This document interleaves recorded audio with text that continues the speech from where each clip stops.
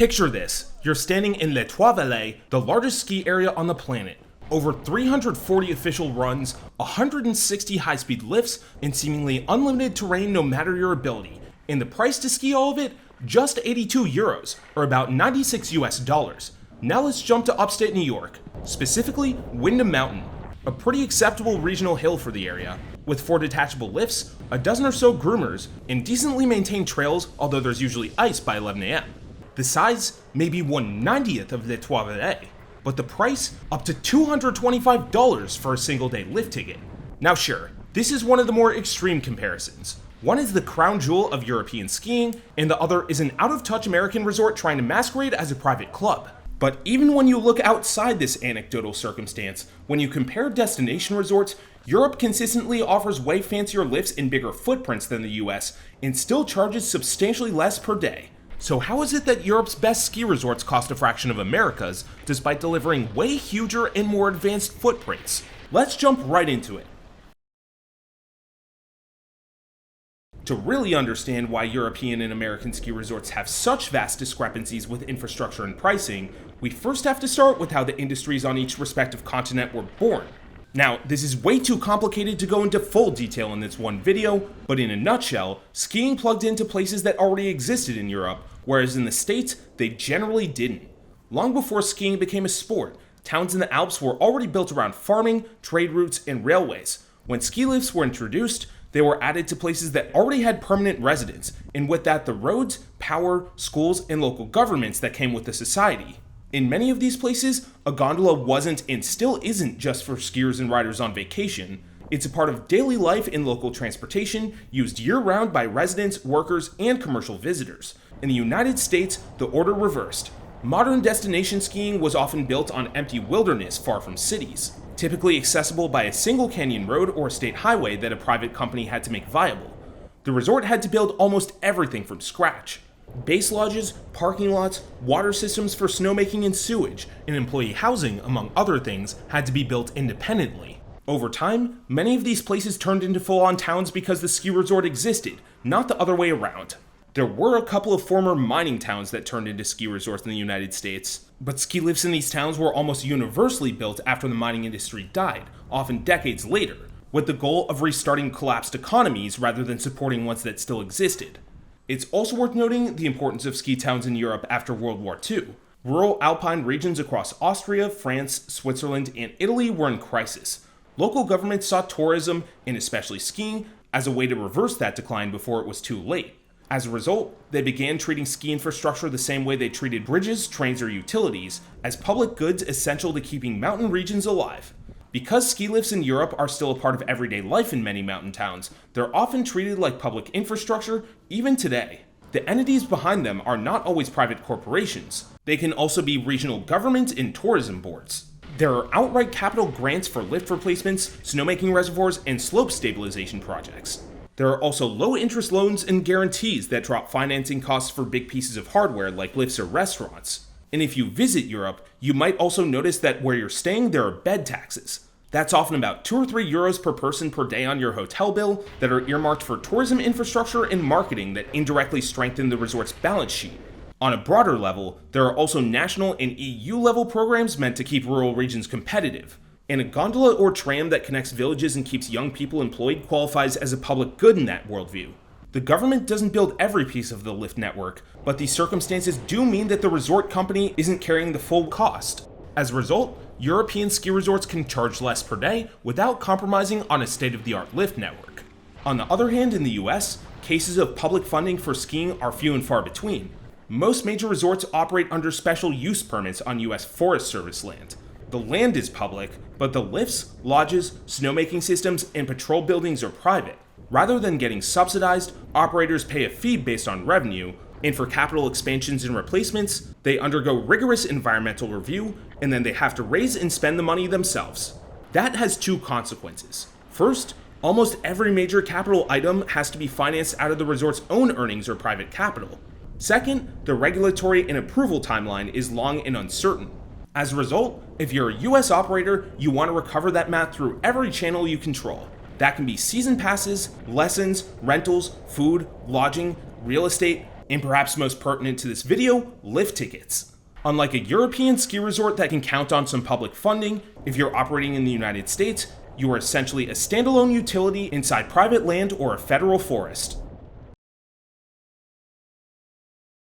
But another reason European resorts tend to have more advanced lift systems is less due to subsidies and more because the companies that design and build the world's most sophisticated chairlifts, gondolas, funitels, tramways, and tri-cable lifts were founded in the Alps and still operate there today. Doppelmayr, Garaventa, Leitner, and Palma all started in Europe in the late 19th or early 20th centuries because that's where the mountain topography demanded the innovation. Unlike most North American ski areas, which, as we mentioned, were built after World War II on gentler forested mountains, Alps resorts were built in steep, rugged valleys with huge vertical drops, sharp ridgelines, and towns located thousands of meters below the ski terrain. Moving people efficiently through that kind of topography required specialty aerial ropeways with long unsupported spans that simply weren't needed in America, so the engineering culture developed there first. These companies refined and scaled their technology by building lift after lift in the Alps, innovating aerial tramways, gondolas, and eventually detachable chairlifts. And by the time skiing really took off in North America in the 1960s, European firms were already the global leaders. So perhaps unsurprisingly, the bigger, more spread out, and jagged footprints of the European Alps also contributed to its lift industry being better. Today, the European Alps market still represents the biggest concentration of high-capacity, high-complexity lifts in the world. So the newest technology, including but not limited to heated seat bubble lifts, funitels, tri-cable gondolas, and even underground funiculars, almost always appears in Europe first. In addition, manufacturers can install, test, and iterate more quickly in Europe because their factories are nearby. American ski areas still buy lifts from these same manufacturers through their US subsidies like Leitner Palma or Doppelmayr USA, but permitting costs, lower skier volumes, higher legal exposure, and less government involvement make it harder to justify multi-hundred-million-dollar projects there. In a nutshell, that's why Europe has things like the 3S Matterhorn Glacier Ride Network, the Van and Wees Express in France, and the St. Anton Galzig Ferris wheel gondola, while major US resorts still even consider high-speed six-packs to be cutting edge. Okay, so it's now clear that Europe has some built-in advantages in terms of resort size and lift infrastructure. But what exactly is that definition of resort? Well, when understanding how expensive skiing in the US is, it's important to note that operating an American ski area is generally more complex, both legally and operationally, than in much of Europe. American resorts tend to promise something European ones do not: boundary-to-boundary skiing. This means everything within the resort boundary, including glades, cliffs, and chutes, will be patrolled, avalanche mitigated, marked, roped off if necessary, and kept reasonably safe. As one might expect, this takes quite a bit of manpower to achieve effectively. On the other hand, in Europe, only the marked pistes are actively part of the ski resort. In other words, most terrain outside of those pistes, even if it is just off the side of the trail, is not officially the resort's responsibility, and as a result, it won't be managed unless it's absolutely necessary to protect the piste network or resort infrastructure. Given this circumstance, it's extremely rare for slopes with significant hazards to be included as inbound resort terrain that's included with your lift ticket, even though some rather extreme off-piste can often be accessed directly by these lifts. It's also worth noting that in much of Europe, rescue and accident coverage isn't included with a standard lift ticket, although to be fair, the cost to add that insurance is usually pretty small, only typically coming in at a few euros or francs a day. But another costly circumstance for American resorts is greater legal exposure compared to their European counterparts. For a variety of reasons beyond this video's scope, US ski areas see higher lawsuit rates, larger and less predictable potential damage awards, and broader documentation and discovery requirements when defending against claims. Taken together, these factors result in more money spent on operations, insurance programs, and legal defense at ski resorts in the United States.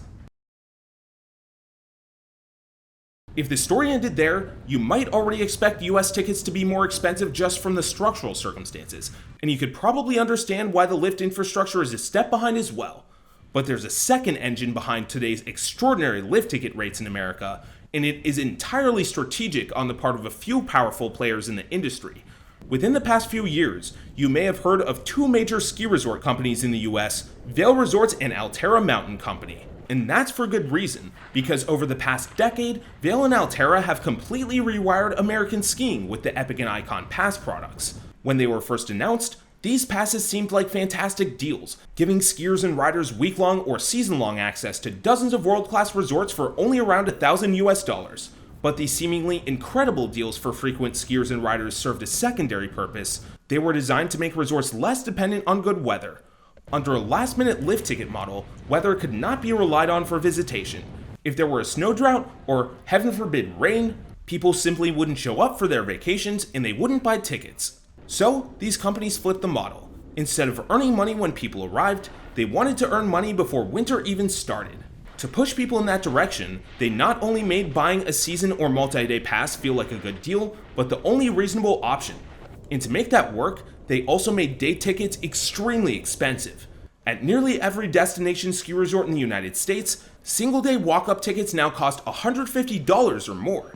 And if you go on a weekend or holiday, it's the exception rather than the norm that you find tickets that cost less than $200 for a single day. And almost nauseatingly, at places like Deer Valley, Breckenridge, and Steamboat, single-day walk-up tickets now cost around $300 or more.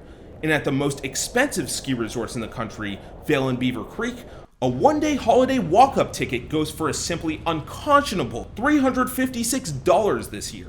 But there's an important nuance here. The Epic and Icon Pass Suites are no longer exclusive to the unlimited or multi-resort season access passes that are either over or close to 4 figures. As of 2025, another important part of their strategy is the existence of their Day Pass equivalents, the Epic Day Pass and the Icon Session Pass.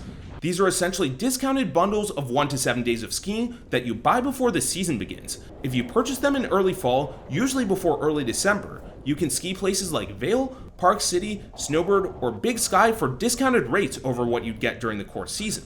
The Epic Day Pass is quite flexible and provides access to world-class North American mountains like Vail, Breckenridge, and Whistler for as low as $128 for a one-day pass, and slightly lower grade but still upper tier mountains like Keystone, Heavenly, and Stowe for one-day rates starting as low as $103.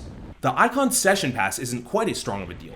It only comes in 2, 3, and 4-day versions, still ends up costing close to $150 per day even at its best value, and has essentially universal holiday blackouts.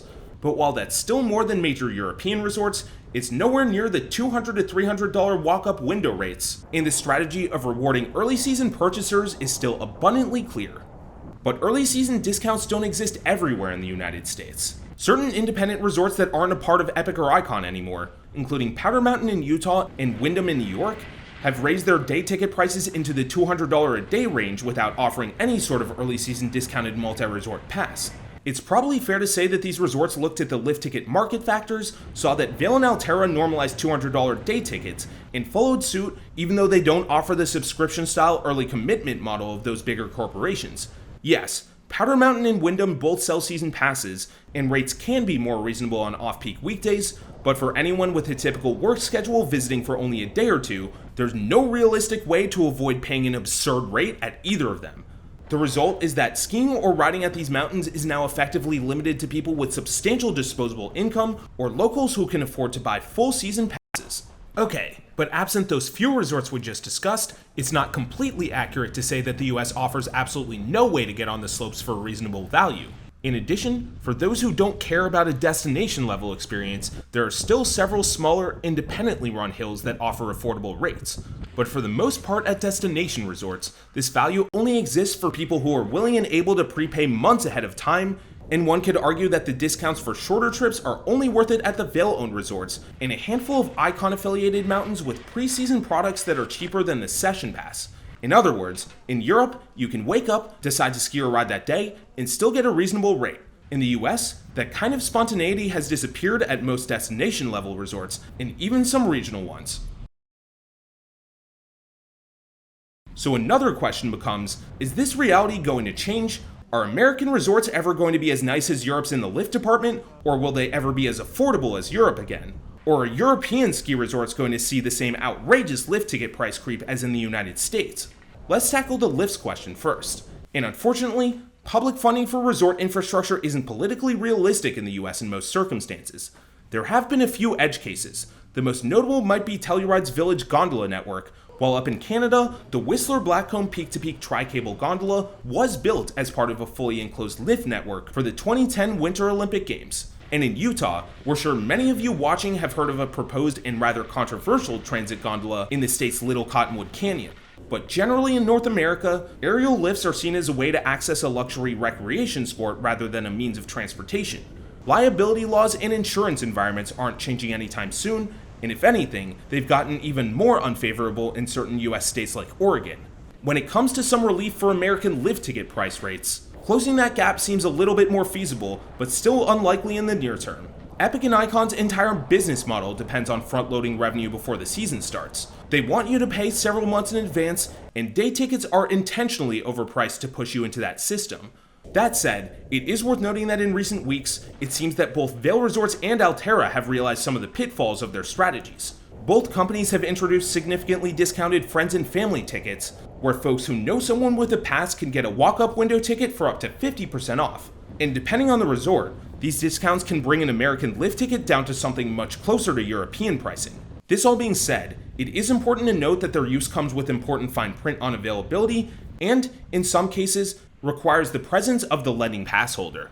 At this point, it does not seem like Europe is likely to fall victim to the same subscription model pricing issues as America, and a big reason for that is that no single company or set of companies control enough of the market to make it work. And we know this not hypothetically, but because Vail Resorts actually owns 2 ski resorts in Switzerland, Andermatt and Crans-Montana. But even though Vail charges well over $200 for a walk-up lift ticket at places like Vail Park City in the US, their Swiss resorts still top out at around 99 Swiss francs for a same-day lift ticket on weekends or holidays. It's not necessarily that Vail Resorts wouldn't like to raise last-minute lift ticket rates at their Swiss resorts. It's that if they tried, the market simply wouldn't tolerate it. In other words, they'd lose customers to dozens of other European destinations that offer similar terrain and would still offer reasonable prices. But that doesn't mean that Europeans aren't afraid of the prospect of big American corporations taking over their ski hills. In fact, just earlier this week, citizens in the Swiss municipalities of Laux, Fallera, and Flims voted overwhelmingly to take public ownership of their resort infrastructure, and they've done this explicitly after Vail Resorts expressed interest in taking over the mountains in the region. Now that the municipalities are on track to take over the resorts, it will be effectively impossible for Vail or any American company to swoop in. But with all this being said, another important question to ask is, does the reality of lift ticket pricing in Europe mean that all facets of a ski vacation will be cheaper than in the US? And an answer to that is plainly no. The biggest complicating factor might be lodging. In major Alps destinations like Zermatt, Saint Anton, Verbier, Courchevel, or Saint Moritz, accommodation can be just as expensive, if not more expensive, than staying in luxury towns in the states like Aspen, Vail, or Jackson Hole. Off-site vacation home rentals do exist at much better values in Europe, but if you don't have a rental car, they might be tough to reach. Depending on which European ski town you stay in, food can be rather expensive as well. In the highest end towns, it's not out of the ordinary to see 25 to 40 euros for a basic meal and much more for table service. It is worth noting that if you know what you're doing, grocery stores in Europe can often be an easy workaround to this cost, with most European ski towns having full supermarkets with affordable and reasonably high quality ready-to-eat meals. Still, once lodging, dining, and transatlantic plane travel are factored in, the total cost can still rival or exceed a US ski trip. So yes, Europe has the edge in infrastructure investment and public funding mechanisms, and the average skier or rider can still wake up, decide to hit the slopes at the last minute, and pay less than 100 euros or Swiss francs to ride more terrain than most Americans will ever see in a lifetime. But let's be clear, many American ski resorts can still be accessed for reasonable rates if you make your purchase well in advance, and if you plan to ski for over a week using a multi-resort pass product, the value propositions between the two continents start to equal out. This all being said, for the average person, Europe just offers way more for a much lower ticket price. So if you're planning a ski trip this upcoming season, Europe might now sound like a pretty awesome value, but it might also feel somewhat daunting to plan such a foreign trip on your own. That's why we've got you covered with our PeakHouse Austria trip, which will cover some of the biggest and most snowshoe ski resorts in the Austrian Alps this January. 3 out of these 4 resorts are actually partners on the full Epic Pass, but if you don't have one, don't fret, because like with the rest of Europe, one-day ticket rates come in at under 100 euros even if you buy at the window. We've also rented out private chalets, coordinated all rental car transportation including to and from the airport, and arranged for fully stocked kitchens so you don't go hungry.